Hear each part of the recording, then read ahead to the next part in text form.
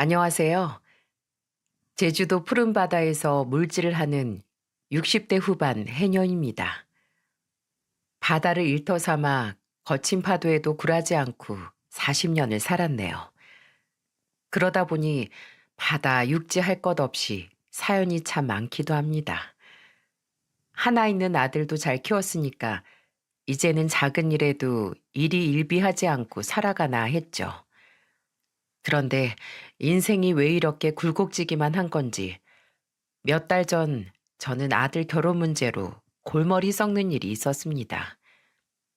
원래는 골치 아픈 일 물질하면서 훌훌 털었는데 이번 일은 저도 다른 사람들의 의견이 듣고 싶어 이렇게 사연을 쓰게 됐어요.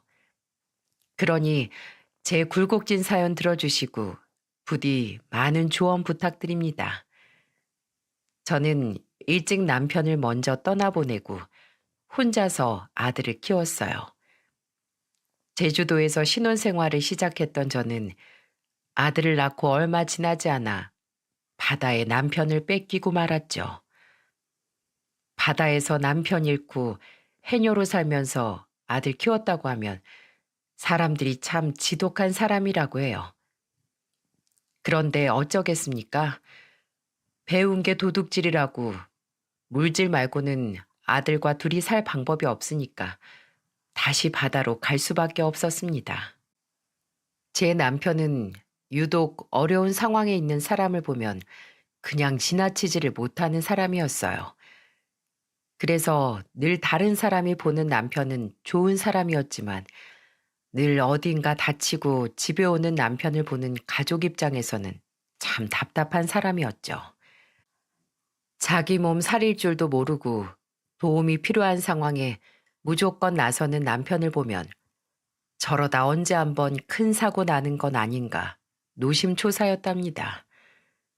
그러다 하나뿐인 석현이가 태어난 지 얼마 안 됐을 때 정말 날벼락 같은 사고가 터진 거예요. 당시 집에서 어린 석현이를 보고 있는데 경찰서에서 남편이 응급실에 있다는 전화가 걸려온 겁니다. 그 전화를 받고 저는 반쯤 정신 나간 여자처럼 병원으로 달려갔습니다. 병원에 도착하자마자 그곳에 있던 경찰에게 물었어요. 제 남편 어딨어요? 대체 무슨 일이 있었길래 멀쩡히 출근했던 사람이 응급실에 있어요? 남편분이 공무원이시죠? 바다에 빠진 학생을 보고 구하려고 뛰어드셨던 것 같은데 안타깝게도 두 분 다 사망하셨습니다. 그때 경찰의 말에 저는 다리에 힘이 풀려 바닥에 주저앉아 버렸어요. 경찰 말로는 물에 빠졌던 청년을 보고 남편이 빠르게 달려갔지만 물에 빠져서 허우적거리는 사람을 혼자서 구하는 건 무리였을 거라고 하는 거예요. 지금이야 바닷가에 구조요원이 많이 있지만 40년 전에는 바닷가에 구조요원이 있는 게 흔치 않았죠. 결국 저는 석현이가 돌도 되기 전에 남편을 떠나보내야만 했습니다. 장례식이 끝난 후에도 한동안 남편이 바다에서 죽었다는 생각 때문에 물질도 못할 만큼 힘들었죠. 하지만 제가 슬픔에만 빠져 마냥 일을 안 할 수도 없는 일이었어요. 아무리 다른 일을 해보려 해도 영 손에 잡히지도 않고 돈도 잘 벌리지 않아서 어쩔 수 없이 전 다시 바다로 나갈 결심을 했던 겁니다. 해녀는 저승에 돈 벌어서 이승에 쓰는 여자들이라고 할 만큼 바다는 위험천만한 곳이었어요. 그래서 정말 혹시나 저마저 잘못될까봐 바다에는 절대 안 간다면서 다짐했었죠. 하지만 배고프다며 우는 석현이를 보자 사는 게 지옥이 되겠구나 싶어서 다시 해녀의 삶으로 돌아가게 됐습니다. 오로지 석현이를 위해 한 물질이 벌써 40년째가 됐네요. 새벽부터 바다에 나가 오전에는 물질을 하고 오후에는 밭으로 가서 일했습니다. 그렇게 바다와 육지를 오고 가면서 키운 석현이는 어떤 사람이 됐는 줄 아십니까? 정말 제주도 해녀의 근성으로 키워낸 석현이는 자랑스러운 변호사가 됐어요. 총명했던 아이라 안 먹어도 배부르게 해주던 어린 아들이었는데 이제는 변호사가 되어 제 어깨를 으쓱하게 해줍니다. 서울에서 지내던 석현이는 저녁이 되면 꼭 저한테 안부 전화를 했습니다.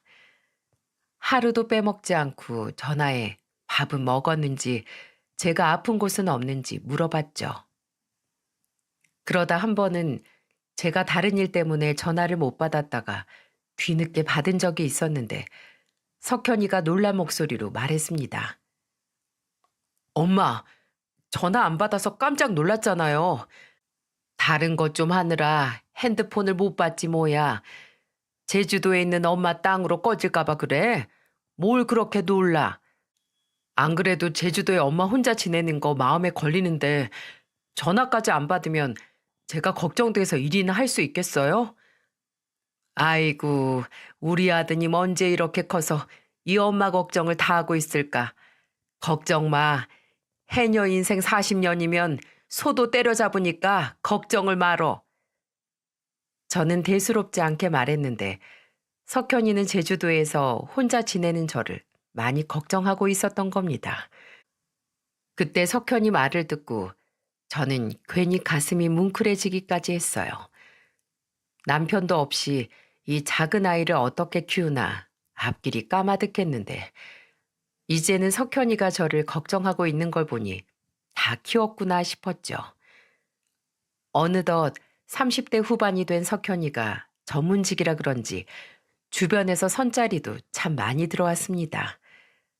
주변에서는 석현이 소개 좀 시켜달라고 난리였지만 저는 한 번도 선 한 번 보라고 권유하진 않았습니다. 정말 사랑하는 사람을 만나서 살기 바랬던 마음이었죠. 그래도 내심 우리 석현이는 어떤 여자를 만날까 궁금하기도 했어요. 그저 착한 여자 만나 오순도순 잘 살면 더 바랄 게 없다고 생각했습니다. 근데 또 30 후반이 되도록 통 누구를 만나고 있는 것 같지 않아 걱정이 되긴 하더라고요. 그 후 석현이가 여름 휴가를 앞두고 집에 3박 4일 정도 있겠다면서 연락을 하는데 깜짝 놀랄 말을 했습니다. 이번에 여름 휴가 갈 때 여자친구랑 같이 갈게요. 만나는 여자가 있었어? 아이고, 얌전한 고양이가 부뚜막에 먼저 올라간다더니 어떤 여자야? 결혼 준비하려는 거야? 그렇게 됐어요. 1년 정도 만났는데 성격도 잘 맞고 좋아요. 아무래도 같은 변호사라 그런지 일적으로 도움되는 부분도 많아서 의지할 수 있는 사람이에요. 우리 아들 여자 보는 눈도 좋겠지. 이 엄마가 맛있는 거 잔뜩 해둘 테니까 꼭 같이 와.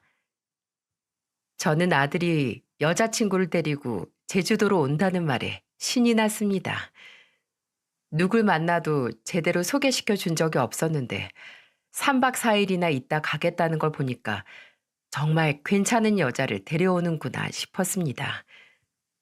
그래서 예비 며느리가 온다는 말에 사내 진미를 준비하면서 오매불망 아들이 오는 날만 손꼽아 기다렸어요. 그렇게 아들과 예비 며느리가 오던 날 들뜬 마음으로 기다렸습니다. 잠시 후 오랜만에 본 아들은 참한 여자와 같이 들어왔죠. 예비 며느리의 첫인상은 단아한 인상에 예쁘장한 얼굴이었습니다. 저를 보자 예비 며느리는 수줍게 인사를 했어요. 안녕하세요. 저는 김수미라고 합니다. 이름도 얼굴처럼 참 예쁘네요. 물 건너오느라 힘들었을 텐데 얼른 같이 들어가요. 저는 아들과 예비 며느리가 배가 고플까 봐 미리 준비해둔 밥을 식기 전에 먹이려고 얼른 집으로 데리고 들어갔어요. 그때 제가 차려둔 식탁을 보고 아들은 상다리 휘어지겠다면서 놀랐죠. 그리고 아들은 장난처럼 이런 말을 했습니다. 예비 며느리 온다고 이렇게 준비한 거야? 아들 좀 서운해지려고 그래? 아들의 말에 저와 예비 며느리는 웃음이 터져 나왔어요. 그렇게 아들의 말에 분위기는 한결 편해졌습니다. 저 혼자 늘 조용했던 집에 예비 며느리가 온다는데 대체 무슨 말을 어떻게 해야 되나 걱정했는데 아들의 장난에 긴장이 조금 풀렸죠. 식탁에 둘러앉아 저는 예비 며느리를 보며 말했습니다. 뭘 좋아하는지 몰라서 한다고 해봤는데 입맛에 맞을지 모르겠네요. 아니에요. 저 해산물 엄청 좋아해요. 그리고 저 그냥 딸이라고 생각하시고 말 편하게 해주세요. 부침성 좋은 예비 며느리는 저한테 딸처럼 생각해달라고 말하는 거예요. 그래서 저도 말을 편하게 하면서 이것저것 물어볼 수 있었죠. 단아한 얼굴에 부침성까지 좋은 예비 며느리를 마다할 시어머니가 있겠습니까? 그때 저는 아들이 정말 사람 제대로 볼 줄 아는구나 싶었습니다.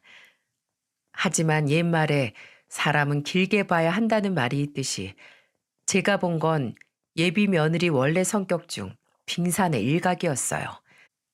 지금 생각해 보니까 며느리가 저한테 딸처럼 생각하고 말 편하게 하라고 한 순간부터 말을 참 많이 했었던 기억이 납니다. 같이 밥을 먹는 내내 밥이 입으로 가는지 코로 가는지 모를 정도로 쉴 새 없이 말을 하는 거예요. 그날 비행기를 타고 출발하는 순간부터 제주도에 도착할 때까지 있던 모든 일을 다 털어놓는 걸 보고 깜짝 놀랐죠. 첫인상과 다르게 예비 며느리가 수다스러운 면이 있길래 조금 놀라긴 했습니다. 그런데 아무리 좋은 말이라도 너무 과하면 힘들어지지 않습니까? 저는 밥을 먹다 말고 예비 며느리한테 넌지시 말했습니다. 하고 싶은 말이 많았나 본데 우선 밥부터 먹어. 나머진 이따가 밥 먹으면 들을게. 어머, 저도 모르게 그만 말이 많아졌네요. 어머님이 너무 편하게 해주시니까 저도 모르게 편했나 봐요. 우선 밥부터 맛있게 먹을게요. 엉뚱한 예비 며느리 모습에 저도 모르게 웃음이 나왔어요. 아들은 익숙한 듯 그냥 웃기만 하고 있었죠. 그래서 처음에는 참 밝은 사람이구나 싶어서 괜찮다 싶은 생각이 들었습니다. 말도 없고 꿍에 있는 사람보다야 100번 낫지 않습니까? 이때만 해도 예비 며느리가 참 밝구나 싶었죠. 하지만 식사 후 본격적인 대화를 나누기 시작할 때부터 어딘가 이상했습니다. 처음에 밥을 다 먹고 난 뒤 저는 커피를 한 잔씩 타주려고 했어요. 그런데 그때 예비 며느리가 믹스 커피를 들고 있는 저를 보면서 놀란 목소리로 이렇게 말했죠. 어머님, 설마 같이 마시자고 한 커피가 이 믹스 커피예요? 어, 이건데 왜 그러니? 아, 전 믹스 커피 안 마셔요. 아이스 아메리카노 없을까요? 얼음 들어간 시원한 커피 마시고 싶어요. 그리고 솔직히 제가 믹스 커피를 어떻게 마셔요? 저 이런 싸구려 커피 마셔본 적 없어요. 저는 갑작스러운 예비 며느리의 반응에 뭐라고 해야 할지 말문이 막혀버렸습니다. 예비 며느리가 대뜸 믹스 커피 못 마신다고 할 줄은 상상도 못 했거든요. 그래서 혹시나 몸이 어디 불편해서 못 마시는 줄 알고 걱정스러운 목소리로 예비 며느리한테 물었죠. 왜 믹스 커피를 못 마셔? 혹시 몸이 어디가 안 좋아?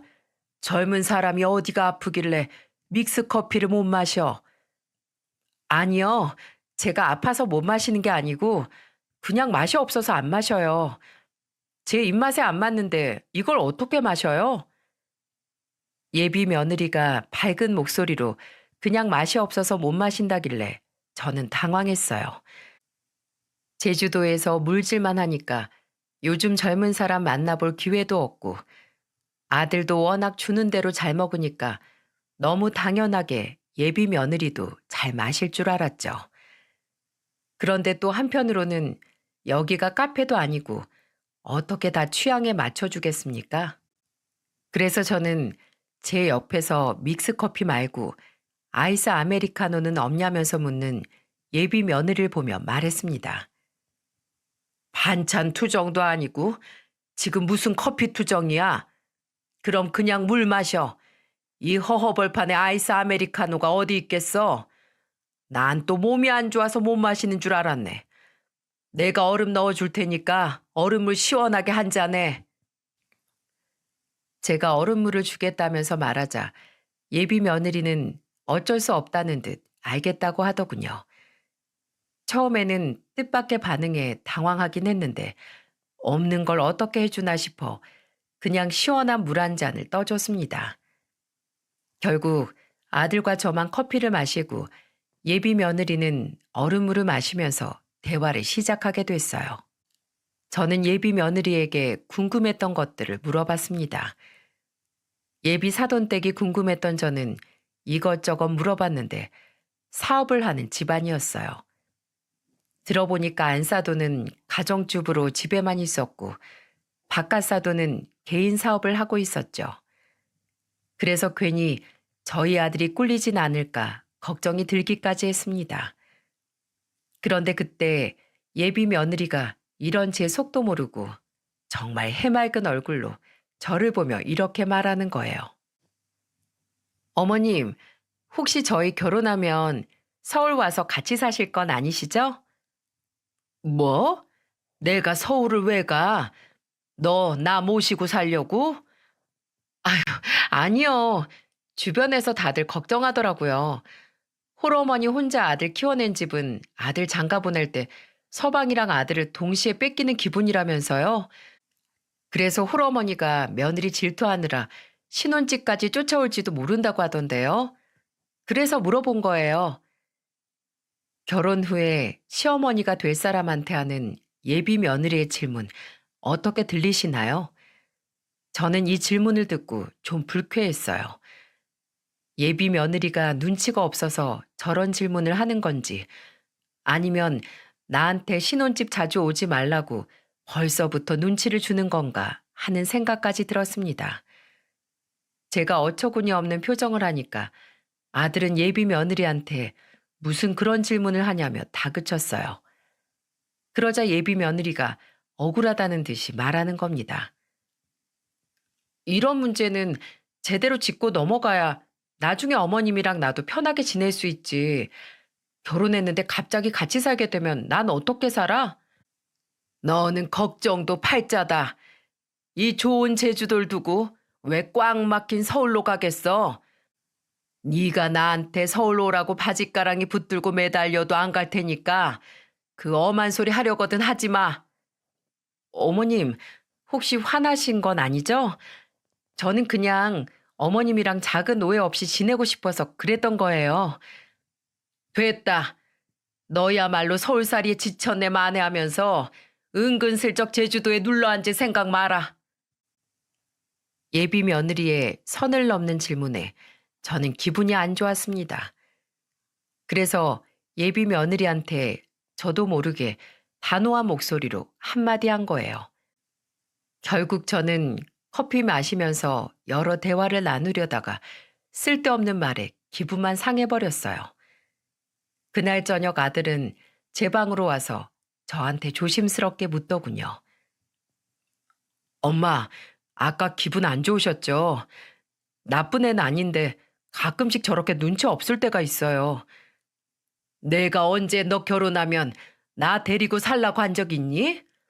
나는 너 장가 가도 여기서 쭉 혼자 살 거야.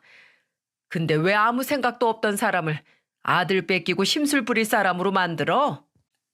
최근에 결혼한 친구가 시어머니랑 같이 살게 됐는데 그게 신경 쓰였나 봐요. 오늘 엄마가 직접 말했으니까 앞으로는 그런 무리한 질문 안 할 거예요. 벌써 싹이 글렀어. 여기 있는 내내 내 속을 다 뒤집어 놓고 가겠구만 뭘. 저도 모르게 아들한테 퉁명스러운 대답이 나왔어요. 첫날부터 시집살이 할 것 같은 시어머니 취급을 당했는데 기분이 좋을 리가 없었죠. 그런데 아들의 말을 들어보니까 예비 며느리 친구 중에 최근 결혼한 친구가 갑작스런 일로 시어머니와 같이 살게 되면서 걱정을 하는 것 같다는 겁니다. 솔직히 아들의 해명도 탐탁지 않았죠.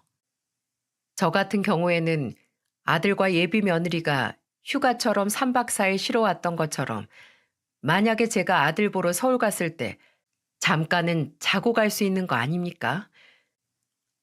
제주도와 서울은 엄청 먼 거리인데 당연히 어떻게 하루만 딱 보고 오겠어요. 그래서 저는 예비 며느리가 결혼 전부터 선을 긋는 것 같아 기분이 안 좋았는데 다음 날은 정말 가관이었죠.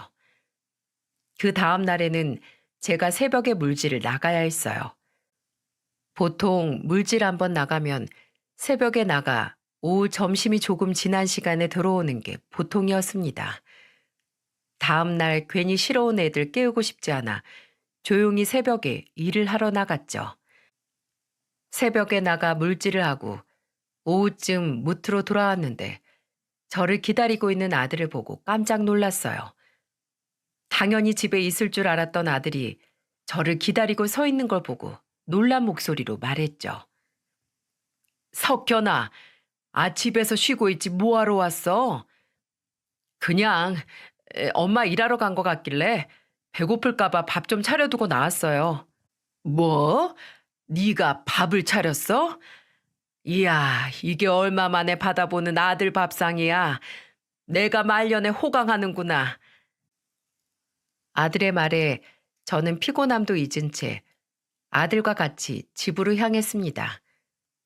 어릴 때 석현이가 저를 기다리면서 밥을 차렸던 때가 생각이 나기도 하고 오랜만에 받아보는 밥상에 설레는 마음으로 집으로 갔습니다. 그런데 저의 이런 기대가 한 번에 부서지고 말았어요. 저는 석현이와 집에 도착하자마자 눈앞에서 벌어진 광경에 입이 떡 벌어졌어요. 왜냐면 석현이가 차려놓고 나간 밥상을 예비 며느리가 먹고 있는 겁니다. 진짜 기가 막혔어요. 그때 아들이 예비 며느리를 보고 소리치며 말했습니다. 그걸 왜 먹고 있어? 내가 나갈 때 분명 우리 엄마 모시고 와서 같이 먹자고 했잖아. 아니, 어머님 모시러 나간 사람이 한참 지나도 안 오길래 어머님 모시고 외식하러 간 줄 알았지. 그럼 전화를 해서 물어봤어야지. 왜 혼자 판단해서 먹고 있어? 일하고 오시면 얼마나 힘드신데. 그리고 배가 고팠으면 좀 차려 먹지. 그걸 먹고 있으면 어떡해? 배고파서 그랬어. 아침도 못 먹었는데 배가 고플 수밖에 없잖아. 예비 며느리는 배가 고팠다면서 아들이 해둔 갈비찜을 반이나 먹었더군요. 아들은 답답한 듯 한숨을 내쉬었습니다. 처음에는 예비 며느리가 밥을 먹고 있길래 무슨 밥인지 모르고 먹은 줄 알았어요. 그런데 다 알고도 먹었다니까 기가 막혔죠. 그때는 오전 내내 물질하느라 힘들어서 식탁에 앉으면서 말했습니다. 배가 고팠다니까 뭐 먹는 거야 이해하는데 석현이가 말하고 갔으면 좀 그냥 차려서 먹질 그랬어. 다른 곳 가서 어른 밥상 혼자서 막 먹고 그러면 부모한테 뭘 배워왔냐고 욕하는 거야. 널 자랑스럽게 생각하는 부모님 욕먹이면 좋겠니? 나이가 들수록 사람은 행동을 가볍게 하면 안 되는 거야. 어머님, 혹시 제가 먼저 밥 먹고 있다고 저희 부모님 욕하실 거예요? 아니, 내 말은 그게 아니라 어디 가서 이렇게 하면 남들이 뭐라고 한다는 거지. 그럼 어머님도 욕할 수 있다는 거네요? 욕하지 마세요. 다음에는 안 먹을게요. 와, 정말 태어나서 이런 사람 처음 봅니다. 이날 물질에서 힘들지만 않았어도 버럭 화를 냈을 텐데 도무지 말이 안 통해서 대화를 할 수가 없었어요. 듣는 분들도 어이없지 않습니까? 그날 결국 아들이 차려준 갈비찜은 며느리가 냄비째 먹다가 남긴 걸 먹었어요. 아들이 괜히 미안해하길래 저는 괜찮다면서 아들을 달랬습니다. 밥을 먹는 내내 며느리는 아직 식사가 끝나지 않았는지 저랑 계속 같이 먹는 거예요. 결국 며느리랑 저랑 밥을 같이 먹은 저는 정말 약이 바짝 올랐죠. 대놓고 나쁘다고 할 수도 없고 그렇다고 완전 착한 그런 사람 같다는 생각도 안 들었거든요. 정말 답답했던 와중에 그날 저녁 제대로 터지고 말았습니다. 아들도 왔고 예비 며느리도 와서 외식을 하러 나갔어요. 집 근처에 있던 곳인데 전복 요리를 하는 식당으로 걸어가는데 앞쪽에 한눈에 봐도 뚱뚱한 사람이 눈에 들어왔습니다. 그런데 그때 예비 며느리가 뭐라고 했는 줄 아십니까? 본인은 목소리를 낮게 한다고 했겠지만 들으려고 집중하지 않아도 주변에서 들릴 것 같은 소리로 말했습니다. 우와, 어머님, 저 태어나서 저렇게 뚱뚱한 사람 처음 봐요. 앞에 가는 뚱뚱한 아주머니를 보고 예비 며느리가 이렇게 말하는 거예요. 솔직히 대통령 없는 자리에선 나라님 욕도 한다는 말 있지 않습니까? 그런데 그것도 당사자가 없는 자리에서 해야 되는데 그날은 예비 며느리가 바로 앞에 있는 사람을 보며 놀란 목소리로 말하니까 너무 깜짝 놀랐어요. 주변에 뚱뚱하다고 할 만한 사람은 그 사람 한 명뿐이었고 결국 앞에 가던 뚱뚱한 사람은 걸음을 멈추고 뒤를 돌아보았죠. 정확히 예비 며느리를 쏘아보고는 싸움이 날 뻔했던 걸 아들이 겨우 말렸습니다. 그리고 아들은 예비 며느리를 보면서 말조심 좀 하라면서 다그쳤어요. 그런데 예비 며느리는 뭐가 그렇게 억울한지 아들을 보며 말했습니다. 내 눈으로 보고 느낀 걸 내 입으로 말하는데 뭐가 문제야? 내가 거짓말한 것도 아니고 답답해 죽겠네. 무슨 7살짜리 애를 데리고 다니는 것도 아니고 듣다 너무 답답해서 예비 며느리를 보며 소리쳤습니다. 얘, 너한테만 눈 달려 있는 거 아니야. 세상 사람 전부 다 눈 있고 입 있어. 근데 보고 들었다고 전부 말하고 사면 어떡하니? 네가 네 맘대로 뱉은 말 듣는 상대방 귀도 생각을 해야 될 거 아니야. 너 진짜 변호사 맞아? 왜 그렇게 철이 없고 푼수 같아? 저 그래도 일할 땐 승소율도 높고 꽤 인정받고 있어요. 저는 그냥 어머님이랑 장난치면서 더 친하게 얘기하고 싶어서 그랬어요. 원래 여자 둘이 친해지려면 다른 여자 하나 욕하면서 친해지는 거래요.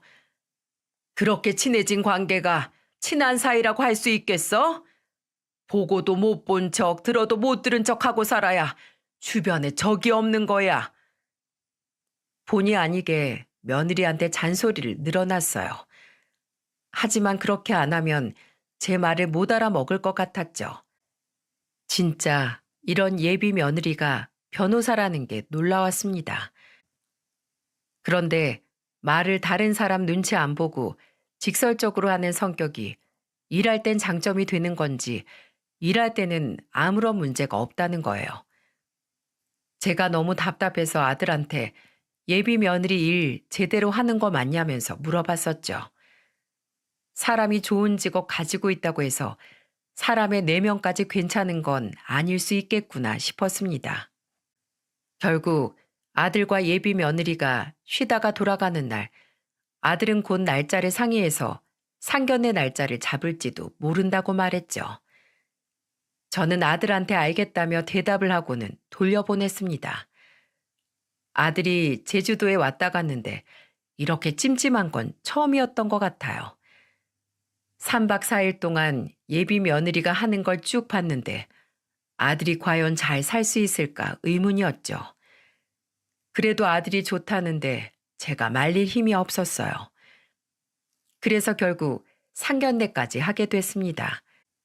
상견례 장소가 서울이라 저는 하루 전에 미리 아들 집에 도착해 있었어요.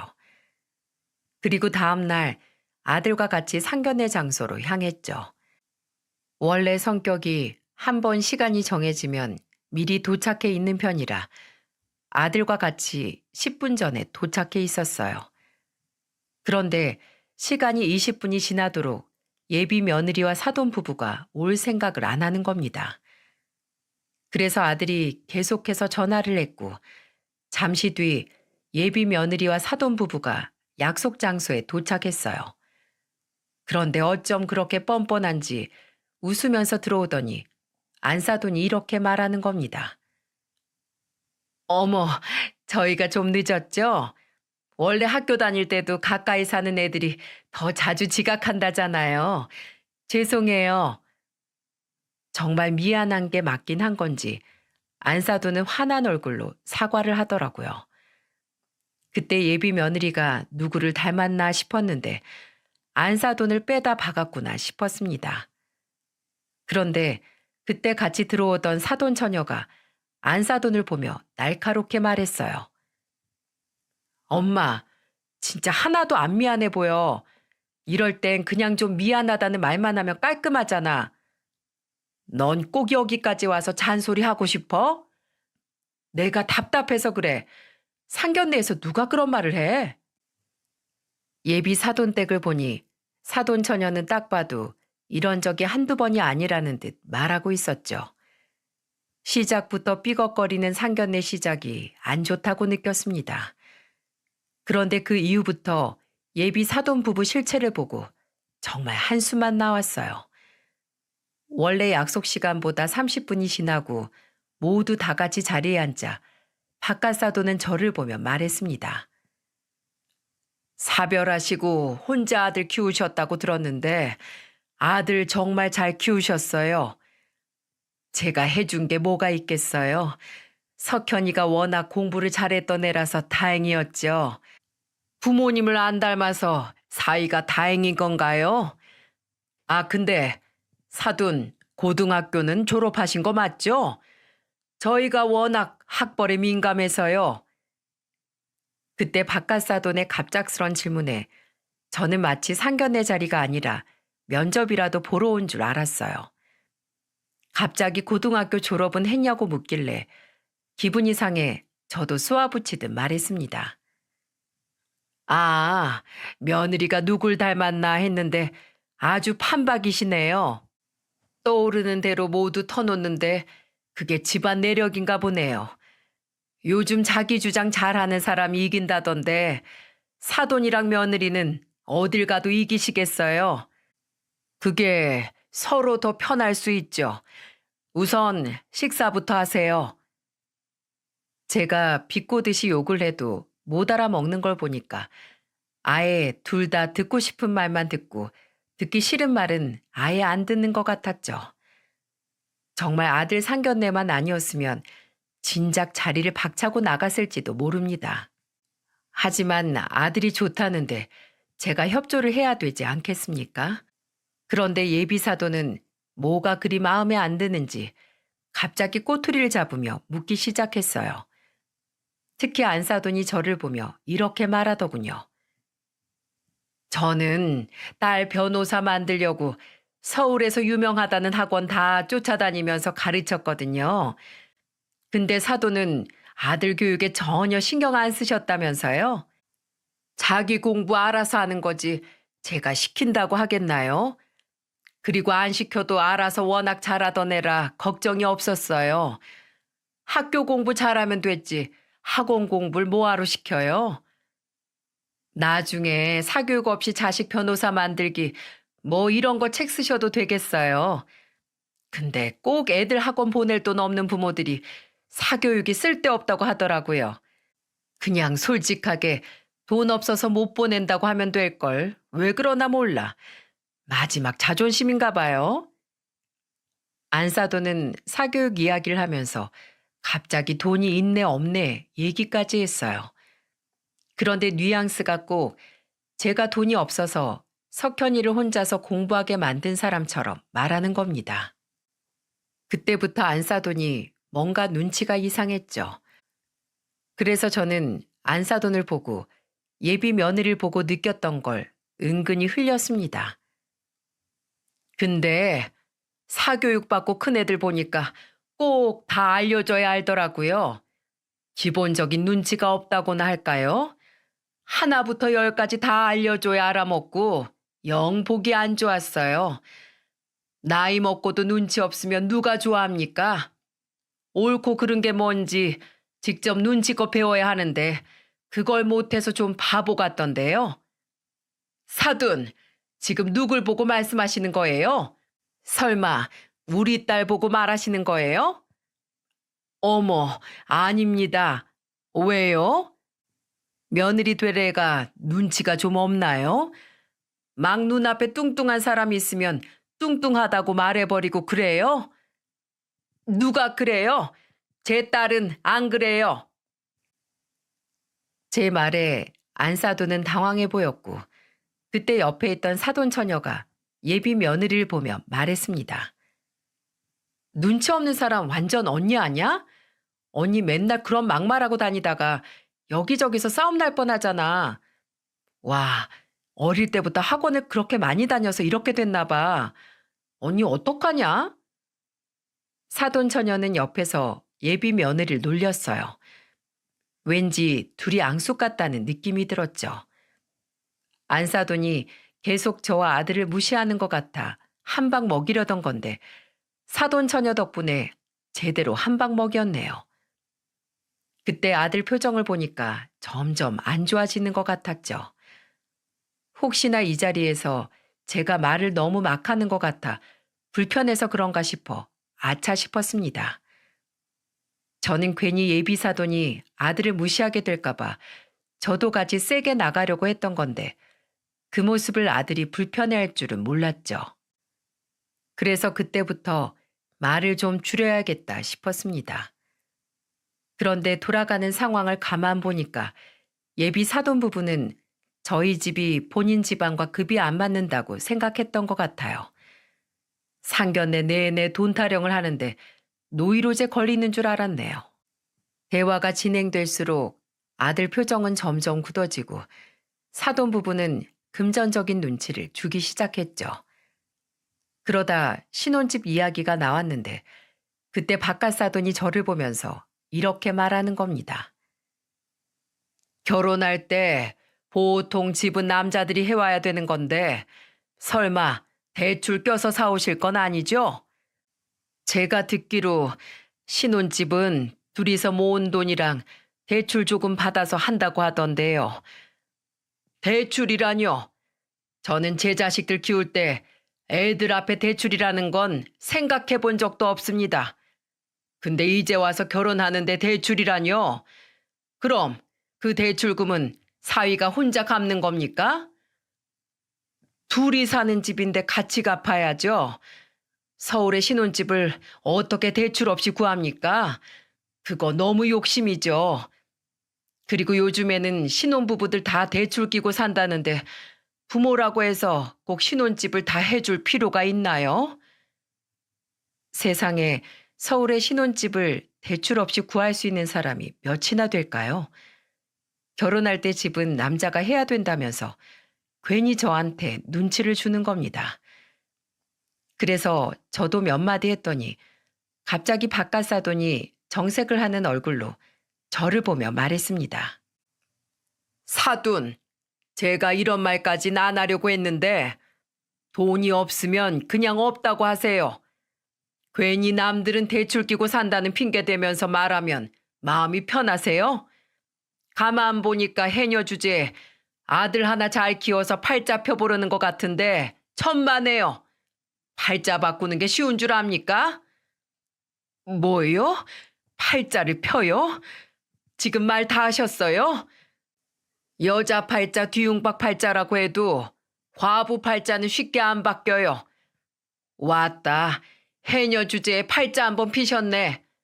지금 아들 덕 보려고 그러는 거죠? 바깥 사돈의 말에 저는 기가 막혔습니다. 이게 상견례 자리에서 나눌 이야기랍니까? 너무 어이가 없어서 자리를 박차고 나가려는 순간 석현이가 자리에서 벌떡 일어나더니 밥을 먹던 밥숟가락을 든 거예요. 그러더니 그 밥숟가락을 높이 들고는 바깥 사돈 귀싸대기를 내리쳤습니다. 저는 갑자기 벌어진 상황에 너무 놀라 석현이를 멍하게 바라만 봤어요.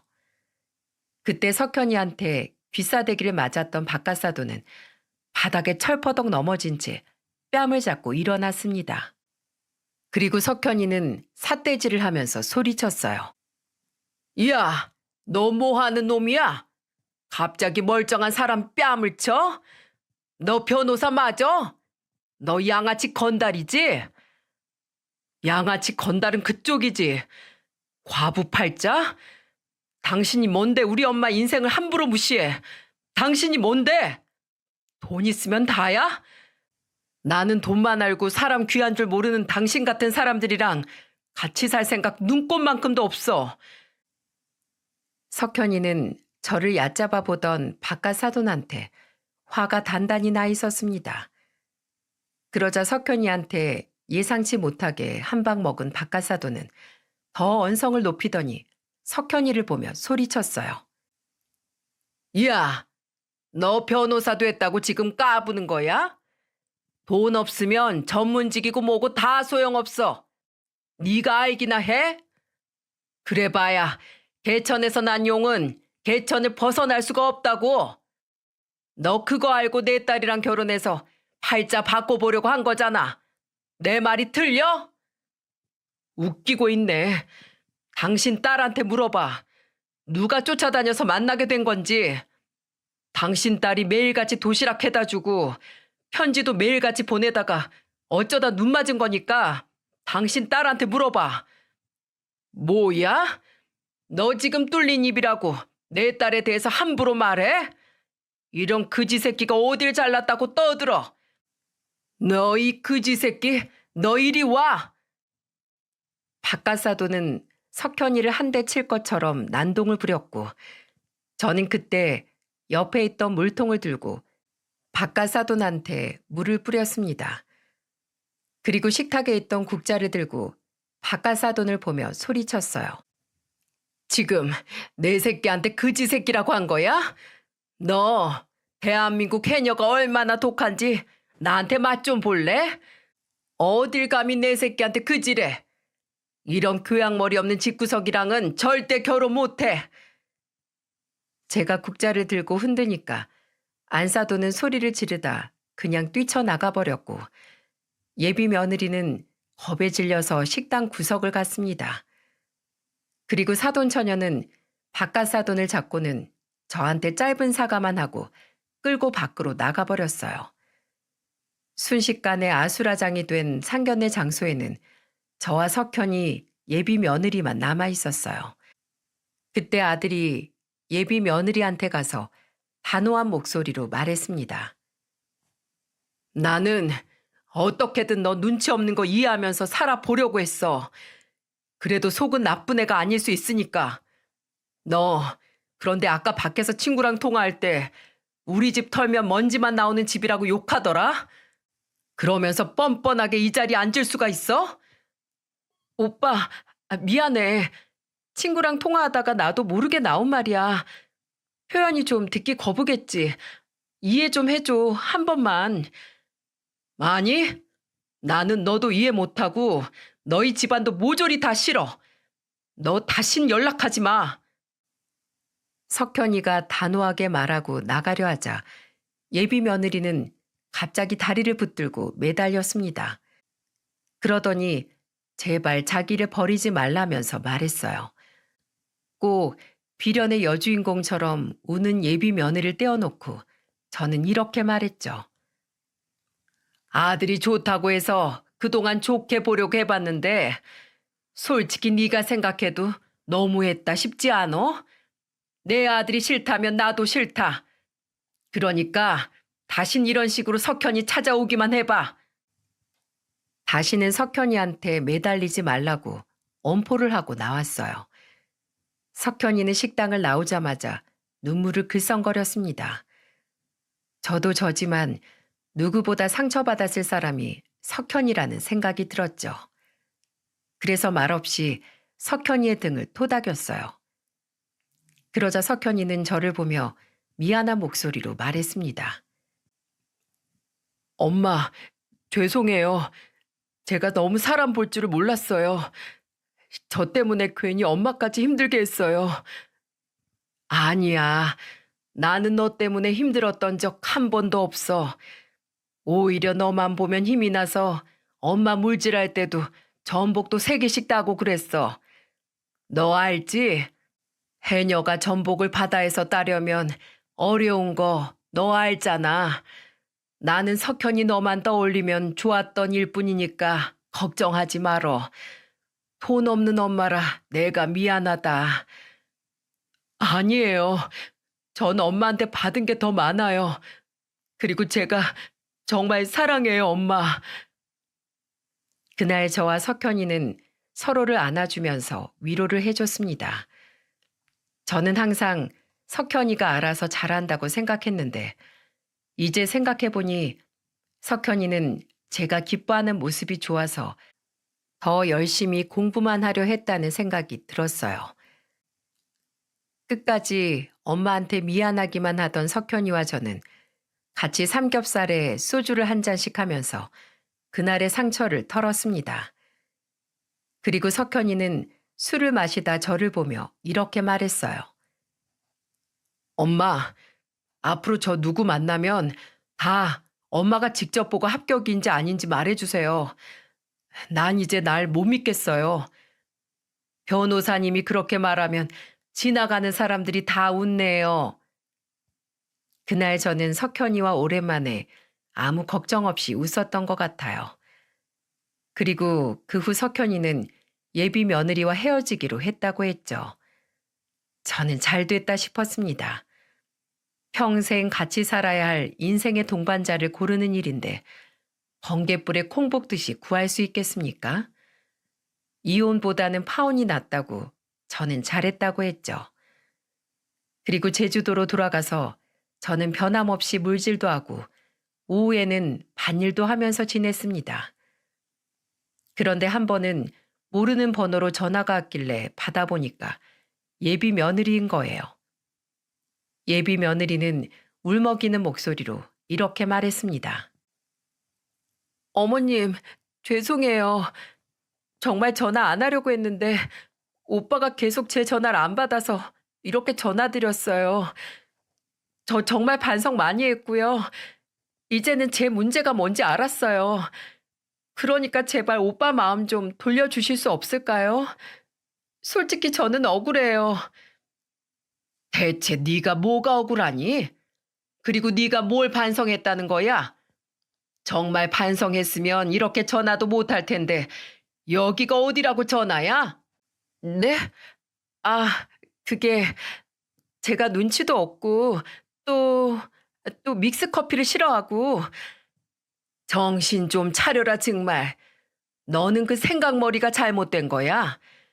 뒤에서는 먼지 한 톨 안 나오는 집이라고 욕해놓고 이제 와서 잘못했다고? 나는 너처럼 개념 없는 며느리 딱 싫으니까 다시는 연락하지 마라. 그리고 너 석현이 찾아갔다가 나한테 걸리면 내가 가만 안 놔둘 거야. 알겠어? 예비 며느리는 제 호통에 놀랐는지 전화를 끊어버리더군요. 끝까지 어른 전화 마음대로 끊어버리는 걸 보니 정신 차리기는 글렀다는 생각이 듭니다. 그 후 예비 며느리는 2달 정도 석현이가 일하는 곳을 찾아갔다고 하더군요. 매일같이 전화에 문자까지 보내고 심지어는 일하는 곳까지 찾아가 접근 금지 명령까지 받았답니다. 왜냐하면 퇴근하는 석현이를 보자마자 달려가 안기는 바람에 신고를 안 할 수가 없었죠. 결국 경찰 신고까지 당하자 그때서야 예비 며느리는 석현이를 포기했어요. 진짜 그제서야 석현이는 완전히 끝났다면서 좋아했죠. 지금은 열심히 일하면서 헬스도 하고 자유롭게 살고 있답니다. 이제는 결혼에 관심도 없다면서 가끔씩 무료 법률 상담 봉사도 하면서 지내요. 제 아들이지만 무료 법률 상담을 하러 다닌다고 했을 때는 정말 멋있었어요.